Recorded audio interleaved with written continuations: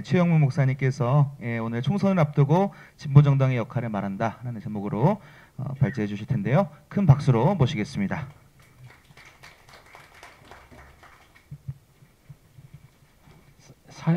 사회자가 미리 얘기를 해버렸네. 제 심정을. 도망가려고 그랬는데 도망을 못 가고 끌려 나왔습니다. 그 집행위원장하고 그 대표님께서 연이어서 전화를 해서 할 수 없이 끌려 나와서 제가 무슨 얘기를 할 수 있을까 싶었는데요. 저 이런 얘기하면 서설이 길어지니까 곧바로 들어가겠습니다. 무슨 얘기를 할까?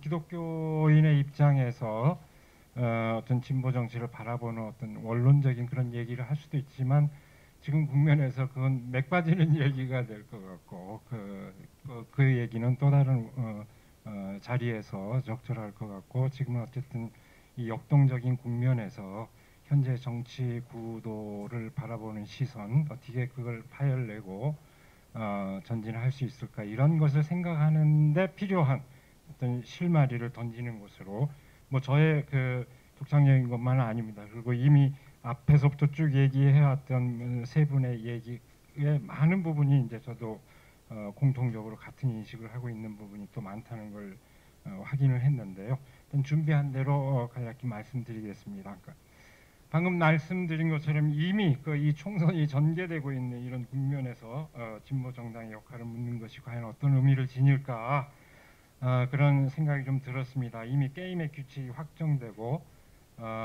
그 규칙대로 경기가 진행 중인 상황에서 선전을 기대하고 응원하는 것 말고 뭘 더 할 수 있을까 싶습니다. 우선 기분이 그렇다는 얘기죠. 더욱이 현재 진행되고 있는 그 양상을 볼 것 같으면 이미 다 얘기했지만 그 기대와 응원도 아주 민망한 그런 상황입니다. 그 거대 양당 대결 구도에 조국당 돌풍까지 겹치면서 진보 정당의 입지는 더 이태로워지고 있습니다. 결과는 두고 봐야 되겠지만 지금 상황으로 보면 그야말로 소용돌이의 한국 정치 아주 고전적인 저작이죠. 그레고리 핸더슨의 밑으로 빨려 들어가는 그 소용돌이가 아니라 위로 휘몰아치는 그 정점을 향해서 내달리는 그것을 한국 정치의 특징으로 봤는데 그 양상이 이제 곧바로 떠올려집니다. 그 거대한 소용돌이 가운데 진보 정당의 존재감은 거의 느껴지지 않을 정도입니다. 이런 상황에서 진보 정당의 역할을 묻는 것이 심지어는 부질없는 것처럼 적어도 이 국면에서 볼 때는 그렇게 느껴질 정도로 심각한 그런 상황입니다. 그럼에도 우리가 진보 정당의 역할을 묻는 게 어떤 의미가 있을까?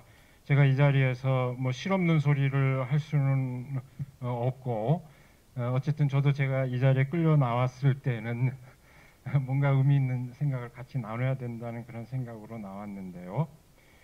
그야말로 성경 말씀대로 때를 얻든지 못 얻든지 언제나 힘쓰는 자세로 그 역할을 하긴 하고자 하는데 오늘 논의가 그 의미 있을 거라고 생각이 됩니다. 그러니까 현재 그 총선이 진행되고 있는 이 단기적 국면에서는 별 의미가 없는 것일 수도 있지만 한국 민주주의의 위기라는 중장기적 국면에서는 충분히 따져야 하는 그런 과제이기 때문에 그 점에서 오늘 논의가 의미 있다고 생각이 됩니다. 두 번째는 이제 우리 계속 다 얘기해 왔죠. 2016년 촛불 항쟁에 이어 17년 새로운 정부가 등장할 때까지만 하더라도 한국 민주주의에 대한 기대는 비교적 낙관적이었습니다. 세계적으로 민주주의의 그 퇴행 현상이 현재진 상황에서도 한국 민주주의는 좀 외예인 것처럼 이렇게 안도하는 그런 분위기가 있었지만 그 기대가 무너진 것은 그렇게 오래 걸리지 않았습니다. 20대 대선에서 비로소 그 위기가 감지된 것도 아니었습니다. 이미 20년 21대 총선 이후부터 그 기대는 무너지기 시작했습니다. 국민의 생존권을 보장하고 기본권을 확대해서 탄탄한 민주공화국을 이룰 수 있으리라는 기대는 집권 여당의 무능을 확인한 데서부터 무너졌습니다. 어쩌면은 20대 대선 결과는 사실상 필연적 결과일 수도 있습니다. 우리는 그 일련의 과정을 통해서 한국 사회 기득권 세력의 아주 강고한 지배 구조를 확인했고 그것은 기존의 거대 정당에 의한 정권 교체만으로 쉽사리 변하지 않는다는 것을 확인했습니다. 재벌, 금융, 행정, 사법, 언론 등 여러 분야에 그 선출되지 않은 전문가들이 선출 권력을 제약할 뿐 아니라 통제하고 있는 실상을 확인했습니다. 그에 대응하여 민주주의적 규율을 확대해야 할 정치 세력은 자신들의 기득권을 고스란히 보존하면서 정권 장악을 위한 당리당략에 몰입하는 현상을 지켜봐야 했습니다. 국민의 기본권과 대표권을 확장할 수 있는 정치는 이루어지지 않았고 결국 한국 민주주의가 위태로운 기반 위에 있다는 것을 확인했습니다. 지금 우리가 진보 정당의 역할을 묻는 것은 바로 그와 같은 위기에 처해 있는 한국 민주주의 상황 가운데서 그 위기를 돌파하는 역할을 맡을 수 있는 정치 세력을 어떻게 형성할 것이냐 하는 문제의식의 다름 아닐 거라고 생각합니다. 그것은 아주 긴 호흡으로 마주해야 하는 그런 과제일 수밖에 없습니다. 오늘 한국 민주주의의 그 위기를 실감하고 있는, 다 공감하고 있는 그런 입장에서 과연 현재 상황을 어떻게 진단하고 어떻게 그 대안을 모색할 수 있을까요? 그건 단순한 객관적인 그 정세 분석이 아니라 그 위기를 돌파하고자 하는 뜻을 지닌 이들에게 주어진 주체 형성의 과제라고 생각이 됩니다. 제가 여기서 제가 정치 평론가도 아니고 한데 제가 고심하다가 이것과 관련해서 어떤 영감을 던져주는 두 가지 입장을 좀 제가 소개를 하는 것으로 실마리를 좀 삼아봤습니다. 사회학자 백승욱은 그 위기를 돌파하는 세력에게서 나타나는 분석의 부재와 의지의 과잉을 지적하고 있습니다. 단순하게 요약하면 지금 경험하고 있는 위기 상황을 낳은 구조적 요인에 대한 분석 없이 그저 민중의 결집된 의지로 그 상황을 돌파할 수 있다는 의지의 낙관주의만 넘쳐난다는 진단입니다. 백승욱은 87년 이후 한국 역사를 단순히 이대한 민중 승리의 역사와 계속 지속되어야 할 적폐청산의 역사로 보는 관점에 대해서 비판적인 입장을 취하면서 87년의 위기를 자유주의적으로 전환하면서 지배체제를 공고히 하고자 한 91년을 주목하고 있습니다. 그러니까 정태춘이 그 92년 종로 장마에서 노래한 그 어간의 시점입니다.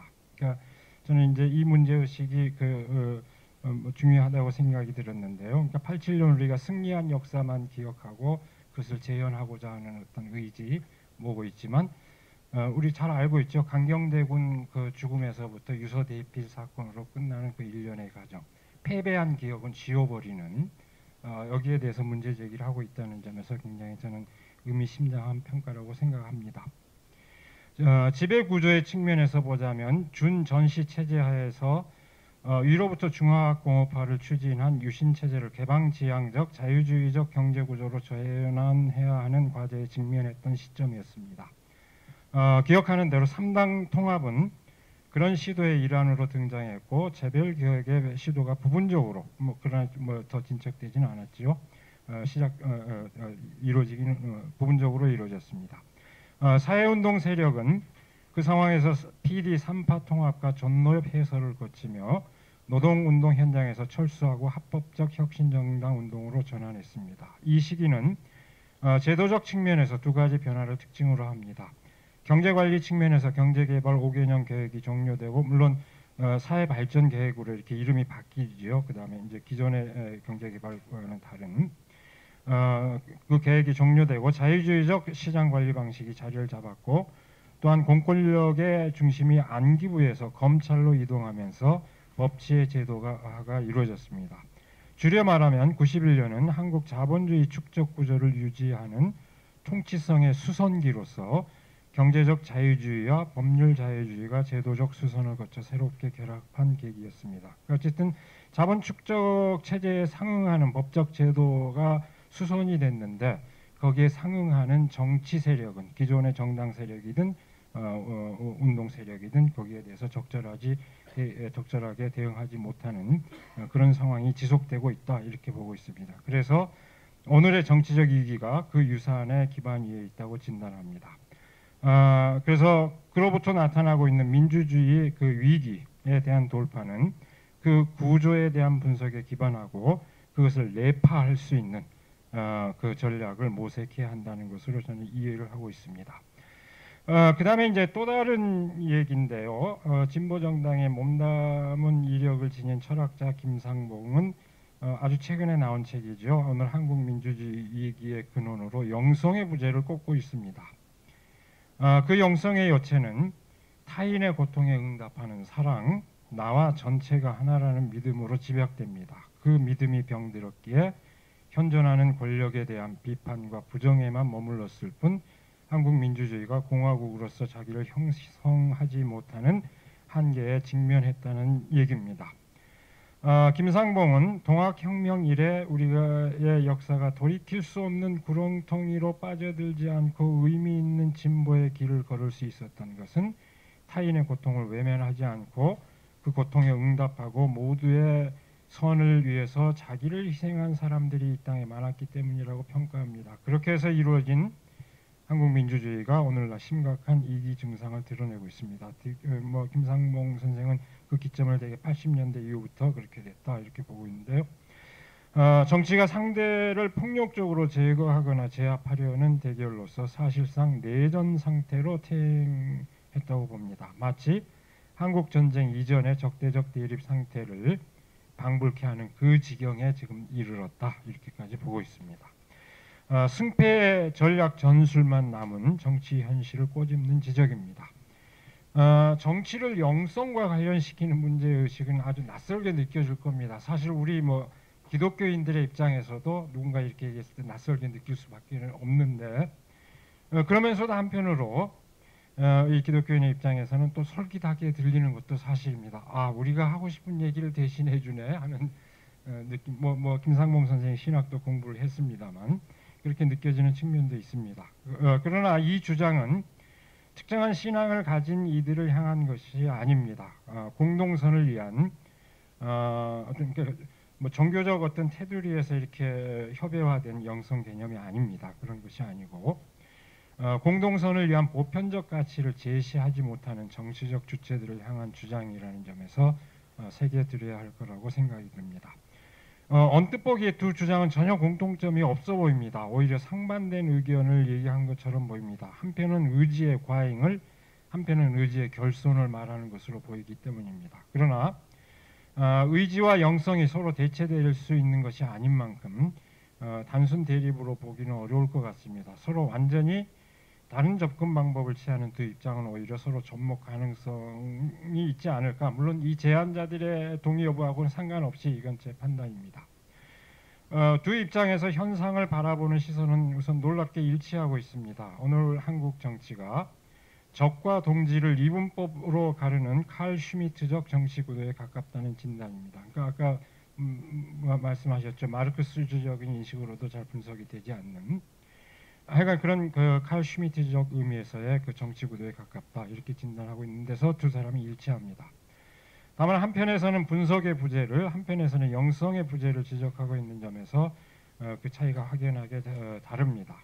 여기서 민주주의 위기 현상을 진단하는 원인으로서 분석의 부재와 영성의 부재가 동일한 수준에서 이렇게 서로 맞바꿀 수 있는 것은 아닙니다. 분석은 현상에 대한 접근 방법을 의미하고 영성은 문제시되는 현상을 넘어 대안을 지향하는 정신적 지향을 의미하기 때문입니다. 그렇기 때문에 오히려 제가 보기에는 두 얘기를 다 동시에 경청해 볼 수 있지 않을까, 종합할 수 있지 않을까 그렇게 생각해 봅니다. 냉철한 현실 분석의 기초에서 그 지향하는 바를 뚜렷이 제시하는 능력을 갖춰야 한다는 것으로 아주 단순하게 얘기하면 집약할 수 있으리라고 봅니다.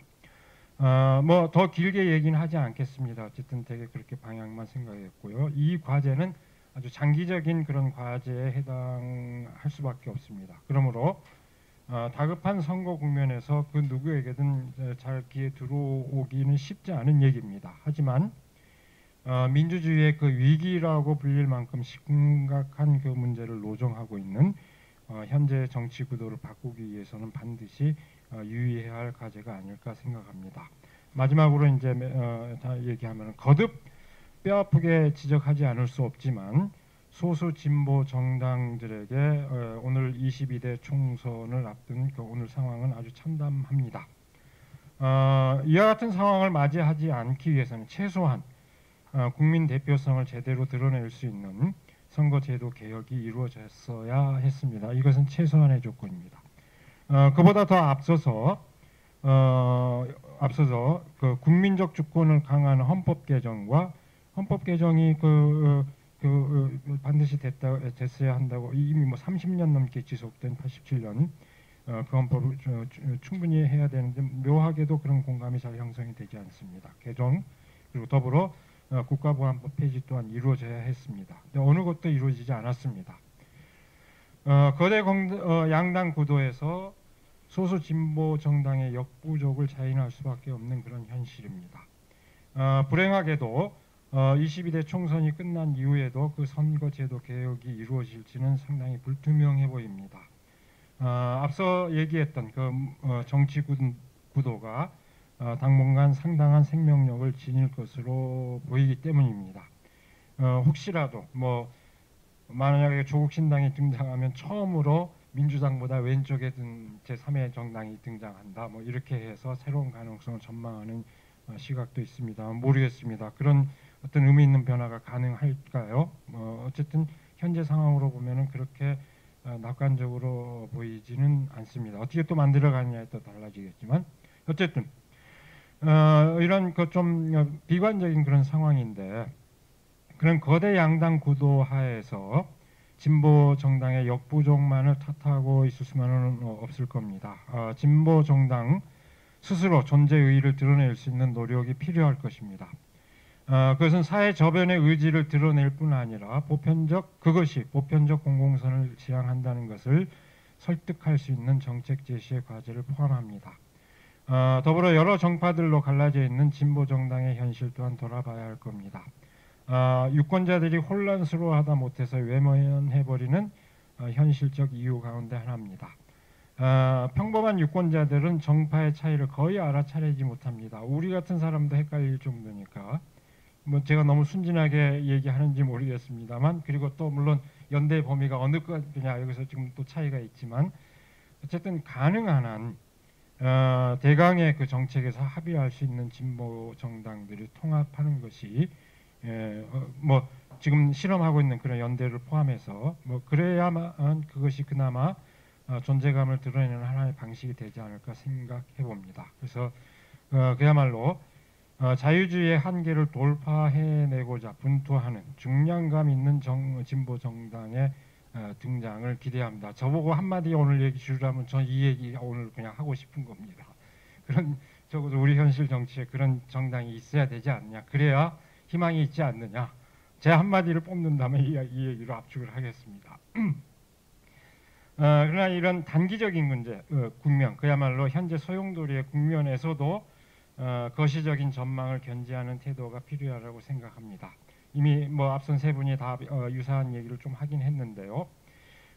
이미 지금 벌어지고 있는 예를 들어서 조국 혁신당 돌풍을 어떻게 바라볼 것인가 이 문제에 관해서 피차간의 내로남불이 빚어내는 복수 혈전의 판타지로 볼 것인지 아니면 공정성 문제를 다루는 방식의 공정성에 대한 질문을 제기하는 계기로 볼 것인지 제가 신문은 밑줄 그어가면서 봅니다만 같은 신문 지면에 조금 다른 똑같은 논설위원이 다른 견해들을 피력한 것을 이제 흥미있게 지켜봤습니다. 어쨌든 그런 논란의 여지가 있을 수 있습니다. 그러나 이제 제가 생각하기에 그 유권자들을 훈계하기보다 아까 어떤 시민사회의 어떤 공감대도 말씀하셨는데 유권자 스스로 의식하지 못하지만 돌풍을 일으킬 만큼 환호하는 그 사태가 함축하는 뜻을 읽어내고 대안을 제시하는 태도가 우리에게 필요하지 않을까 그렇게 생각이 듭니다. 이미 판이 그렇게 표출할 수밖에 없도록 짜여진 현실에서 불가피한 상황이라는 점을 헤아리고 그 판을 넘어선 사회를 구성하기 위한 전망을 제시해야 하지 않을까요? 그러니까 의도하거나 의식하지 않은 가운데 사람들이 만들어가는 현실의 그 역동성을 포착하고 실천적 전략을 모색하는 지혜가 절실한 그런 시점이 아닌가 그렇게 생각하면서 제 얘기 마치겠습니다.